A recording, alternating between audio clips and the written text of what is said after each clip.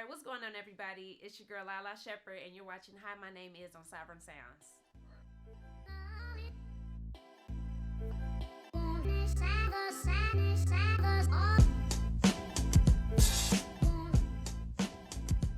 Hi, my name is Lalaa Shepard. I am a multimedia superstar, and I'm from Cincinnati, Ohio. Growing up in Cincinnati, Ohio, it was always something to do, always something to get into. I used to love to draw and stuff like that. I played basketball. I know y'all see this height. So I was athletic. I was very active. I was outside. That's a luxury that I feel like a lot of kids today, unfortunately, just don't know about. But I was outside with it a lot. During high school, were you more into sports or music? Um, High school, I mean, for sure, music. Music was always in my heart. I was always passionate about music, and I really wish that I would have took sports more serious. I wish that I would have took track more serious, basketball. Just knowing what I know now, like it would have paid. I would have been able to pay for my own college. Like I'm sure I would have got a scholarship, but I was just so silly. So to me, like sports was always a social opportunity for me to just talk shit with my friends, and just have fun, and I really wish that I would have took it more serious, but at the same time everything happened for a reason, so it is what it is. What music were you bumping? It was a lot of southern music. It was a lot of southern shit that I was on early, from the Wakas to the Gucci's to the OJ's. So I was proud. Even Soldier Boy, like, and Diamond, Crime Mob. I was just proud to be able to put people on. Like everybody asking, where you getting this music from? Like how you know about this? Like, so for me, I don't even remember how much money I was making. I was probably charging like 10 for a CD or something like that, but I was giving out a lot of CDs too, because I was just proud. Like, yeah, nigga, like I'm putting y'all on this music. Like, what other female doing that? Like, what no other female doing that? Straight So, up. would you say that was like the first time like that you were able to resonate with like putting people on some music or being an A&R, of so to speak? That's a great point. I didn't even look at it like that, but technically, yeah, at that time I was a street A&R, and I didn't even know it. Had no clue what an A&R was, but yes. So I went to St. John's in Queens, New York for my first year of college. New York was dope. I really wish that I took more advantage of being in New York too. But I worked full time as I was going to school full time, and I did that throughout my entire college experience. So shoot, I worked at Dunkin' Donuts full time, and Dunkin' Donuts in New York is nothing like it, man. It was so busy. It was so much traffic. It was so many people, and at first it was overwhelming. But it taught me so many like social skills and cultural skills too. Like I was working with nobody that looked nothing like me. So my life was really school and work. And then I started writing for an online platform called Yo Raps. And that was dope too, because the editor at the time, he really put me in my place. Like, nah, man, the first couple of submissions I submitted, I guess they wasn't up to par, just in terms of music journalistic quality. But after that first email back, when he was telling me that he wasn't rocking with the first couple of submissions, we got it right, and it felt good to get paid for my work. Like I genuinely just love music, so just to, even though it wasn't a lot of money, it was still beautiful to be able to get paid for my work, especially as a young, hungry college student. Man, I was so broke. Like, so it was nice. It was cool. Unfortunately, I was 1 point away from getting a scholarship for the next year, so I had to, I didn't know what I was gonna do for sophomore year. It was like literally like 3 days before the semester was about to start. So I ended up going to Xavier University, which is a great school located in my hometown, Cincinnati, Ohio, for my last 3 years of college. But I was thankful that I was able to, attend school home. It was dope because I was able to be with family. I miss my family. I miss having a car because being in New York, I obviously did not have a car. So, it was a lot of luxuries that I definitely not took for granted, but that I missed. But I was disappointed too because I did miss New York, so it was like a bittersweet transition. How long after that did you make the decision to move to Atlanta? Can you speak on that process? Absolutely, yeah. Moving to Atlanta, it was really in my heart. Anybody that knows me, knows, like, it was really in my heart. Like I was contemplating it. I don't know why it was Atlanta. I don't know. Like it was just God. God just moved me and told me, put it in my heart. Like you got to be in Atlanta. Like it just took over me. When I say I didn't know nobody here, like I didn't. My aunt stayed in Douglasville, and she was gracious enough to let me, live with her until I got on my feet. But I didn't know anybody here as far as musical connections, no nothing. Like, and I don't know, the guy just put it in my heart, like, you got to be in Atlanta. I graduated from college, so it was, I graduated in May on Mother's Day. And that was a beautiful moment just to be able to give my mom that, like, like graduated college, just a big accomplishment for everybody, for all of us. It was a team effort. It wasn't just me. But I knew right then and there, like, man, I got to do something for myself. I want to do something for myself. Even if I fail bad, I want to just do it. Like, just going to school, just going through the motions. That was for me, for everybody else. It was just something that I was trained and conditioned to do. You got to go to school, got to get it, got to get a degree. So just moving to Atlanta, again, it was just me just following my heart. Like I said, I worked full time all throughout college. So I saved up a little money so I can have some wiggle room to, pay for my hair, pay for food, gas, stuff like that. But it was truly just in my heart. It was super difficult to find employment opportunities for myself. I don't know if it was because of my real name and on the applications, maybe people was intimidated, like, damn, what's your name, So it was extremely difficult. However, I feel like that was just God's way of letting me know, like, you can't get a job doing anything regular. I need you to jump right into this music thing, even though you ain't gonna get paid nothing, because I need you to get that experience. Everything is for a reason. So I couldn't get a regular job to save my life. I wanted to get some type of job so I can have some type of revenue coming in. Unfortunately, just nobody returned my calls, like college education and all. And that's why, to me, like, college is important, but it doesn't mean everything.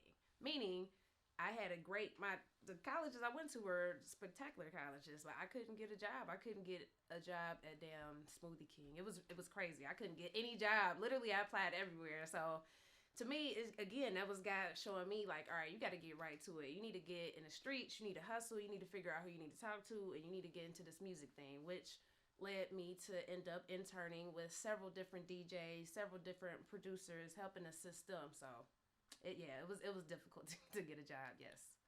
Can you tell us about your business and what it took to get it started? Absolutely. Another great question. So yeah, being a small business owner, it's definitely, it's beautiful, it's rewarding, also very demanding, can be very stressful, and it's, it can be a lot of pressure too. So just coming out here, like I said, to Atlanta, I could not get a regular job to save my life. So, which forced me to be an entrepreneur. So, I was just looking at it, just analyzing. I'm like, man, I want to, start my company. I had no leadership. I had no guidance. And I really, really wish that I did, because I would have, a lot of choices and decisions, I would have, would have been way different. But, it was kind of like before the internet was super, super popular, but, it was there. But it was just what I'm just learning and observing. I got to get my LLC. I really didn't know what all that meant, but again, it's all God doing this for me. I'm just doing what I need to do. But in 2016, I officially started my company, which is, the Progress Support Media Group. And I wanted just to create like something that had like a unisex name, something that wouldn't be just a dated name, something that could just, live on like beyond me. So came up with the Progress Support Media Group, and just learned just the business real quick, the importance of paying taxes and, just staying on top of business stuff. And, for a long time, it was just me. It was just me doing all the business stuff, which was cool. I had no issues with that. And eventually, the brand became bigger, and, we wanted to scale the business. So which means you got to, bring on more people. You got to hire people. So to this day, I got a very supportive small team. It's less than 10 of us, but, we make it happen. So just learning the business, and, just now with so many different resources online, I'm able to, make better decisions, just in terms of business and just figuring things out. But being an entrepreneur is definitely interesting. Yeah, some of the things I look for before working with anybody, I just want to know why you're passionate about working with the company. I'm super observant. And I'm also very responsible. So, anytime I spend money, I have to really be mindful of where every dollar goes. Because, I still got a personal life outside of my business. So, anybody that I bring on, it just has to be understanding that you got to be able to not be a yes man around me. Just stay, hold your ground. If you don't agree with me, tell me why. And I like people like that can think for themselves. Don't let me bully you into agreeing to what I say. I like people that can bring me input. Outside of traditional issues with small businesses, what has been a specific issue that you face with trying to grow the Progress Report Media Group? Progress Report Media Group. Um, for our specific issue that we face and that we know we face as a company, we don't promote negativity.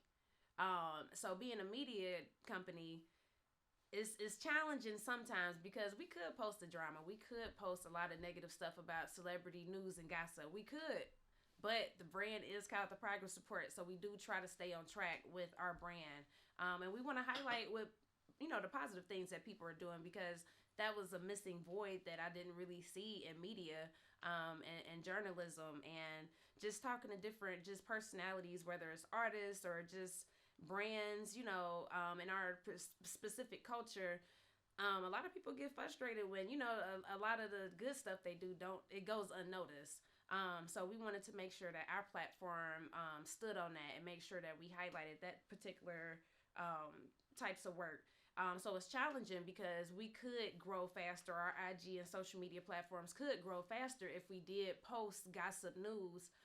So that's really one of our biggest challenges. But we're figuring out a way to do that as well. We have a new segment called the Progress Support Detention, where we put people in detention for some of the more gossip and juicier stories and content like that. But that's really our biggest challenge right now. Just balancing everything out. People love to read positive news, but they really love to read the gossip. So that's our biggest challenge. Mm. If my life was a movie, what would it be called?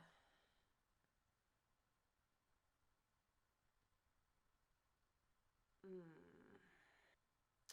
Maybe something like The Purpose, something like that.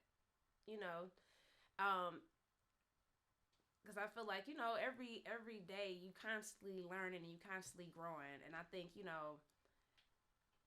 I know my purpose, but it's still like when real life stuff happens, you learn you got other purposes as well, and that's just something that's just a continuous thing. Like I feel like purpose is a reoccurring thing in my life, so I think it'd be called my purpose. What has been your experience collaborating with other women? I would say this is definitely a select handful of women that reached out and just would give me game here and there. Now with me, I've always been proactive, so I'm gonna go get it. I always paid homage to all the people that I knew of locally that I could reach out to. Some people didn't respond back to my inquiries, and I get it. But to this day, it's probably like two or three. One of them is not black, but they support me, and we support one another, and it's we just got a bond where it's like we recognize real. Like I see you what you doing, and she see what I'm doing. We make money together every so often. Then you got other people that's just not like that, and I don't know if it's because it's an intimidation thing or it's because we both black women. I really don't know. So I would hate to think that it's just because of that, but you do got a lot of cattiness stuff that goes on.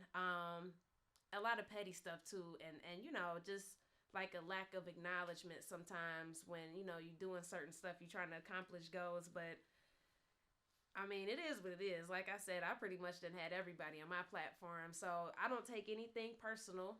Um, but it should be more collaboration, in my opinion. Yes. Speaking of that, do you have an interview that you enjoy watching but will never see the light of day? I have a few interviews that have not come out, but most of the ones that I really enjoyed are out. Um, I would just say it's just a lot of footage that I have with a lot of deceased people that I don't know if I were released yet. Like I still got a lot of footage with Bankroll Fresh that I haven't released just yet. Um, And we got a local rapper from Cincinnati, Ohio. His name is Calico. I got a lot of footage with him that I haven't released yet. It's been like 5 or 6 years since he's passed. So, stuff like that. Before, I don't know, I'd be emotionally attached to a lot of stuff that I have, a lot of content, but a lot of content I did end up releasing because people like, girl, put that content out. Like even when Bambino Gold passed away, I put the interview out when he passed. I didn't put it out before. I don't know why. We just had a good relationship, and I just felt like we're gonna keep building. We're gonna keep getting more content. But yeah, it's a few stories out there that I didn't release, but a lot of stuff is out. Can you tell us about your favorite interview to date? For sure. My favorite interview to date, definitely my second interview with OJ the Juice Man, because it went viral, and it wasn't because it went viral that it was my favorite interview. It was because I've always been a Juice Man fan, probably one of my favorite artists. We talked about a lot of interesting topics, such as his feelings towards Gucci Man. Gucci Man was locked up at the time, doing his last bid, and OJ had never spoken about it with anybody. So for him to be comfortable and vulnerable with me meant so much. And it was just a dope conversation. Like, I noticed whenever I talk to an artist that I really, really like and I really been a fan of, those conversations are like no other. Like, when I get that interview with Gucci, like, y'all gonna love that interview. That's gonna be the best interview to date. I can't wait to interview Gucci, but the interview with OJ, definitely my favorite, because it was just like, man, like, to really just be sitting here with somebody that I've, on those mixed CDs that I was burning, I was putting his shit on the mixed CDs, so it was so surreal. And two other honorary favorite memorable interviews. Webby, I did a couple of interviews with Webby. Those were dope because just to be in his home, and I love Webby. Like, damn, like that meant a lot. I'm right here with one of my favorite artists, and again, another vulnerable interview. Him just opening up to me, and I'm just like, man, I appreciate you so much. Showing me hella respect. His team showed me nothing but love and respect. So all the crazy stuff that you hear about Webby, he a real one. He's solid. It was nothing but love. He crazy as hell, but he cool. He know what he doing. Like, he know what he doing when that camera turn on. So I appreciate Webby. And then lastly, Diamond of Crime Mob, because Diamond always been my favorite female artist. Since a teenager.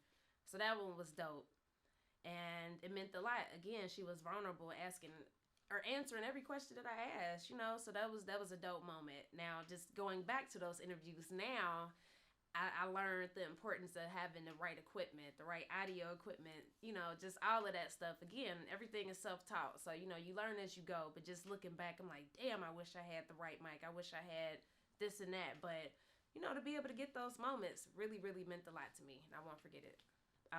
Gucci, my favorite artist, so I want to make it an experience. Like, I don't want it to just be a regular sit down.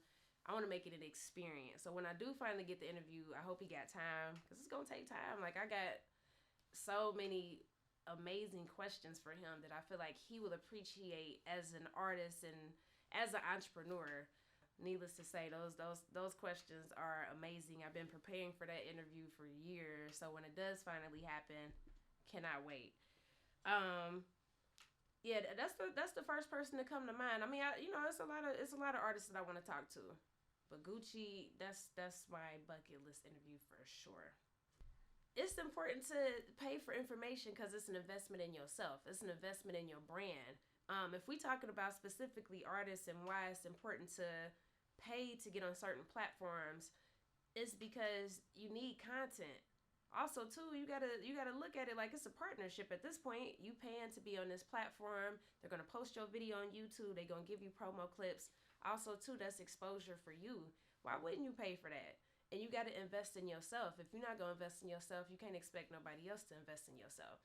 So for me, with my artists, whatever the budget is, we gonna handle that because we want this content, and the goal of it is for exposure. Until we get to that point where people are calling and asking to do stuff and we don't have to pay. But it is cool to do that initial investment. You gotta invest in your brand if you want it to grow.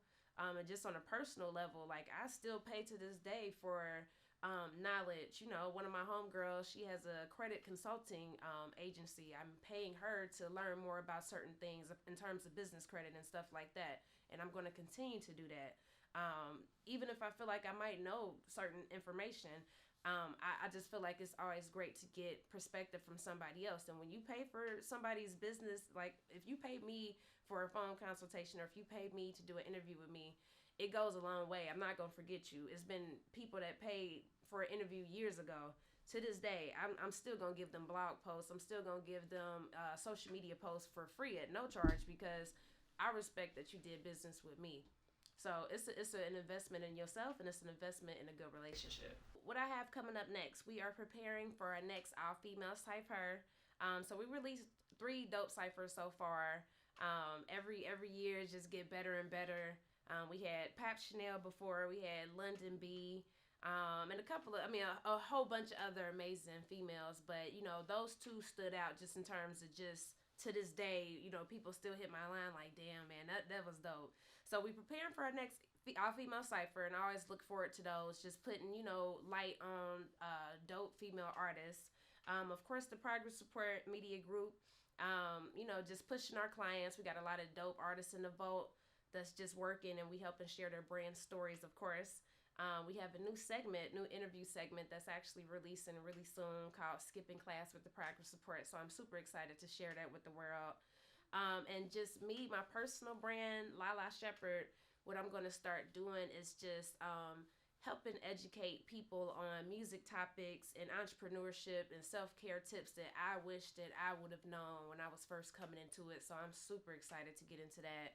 And you know, just ready just to share that information with the world, and I hope that people really get a lot from it.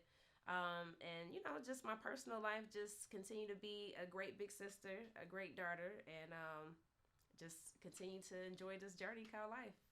So you can follow me at all social media platforms. That's Instagram, Facebook, Twitter, LinkedIn, TikTok. Literally everything is Lalaa Shep. That's LALAASHEP.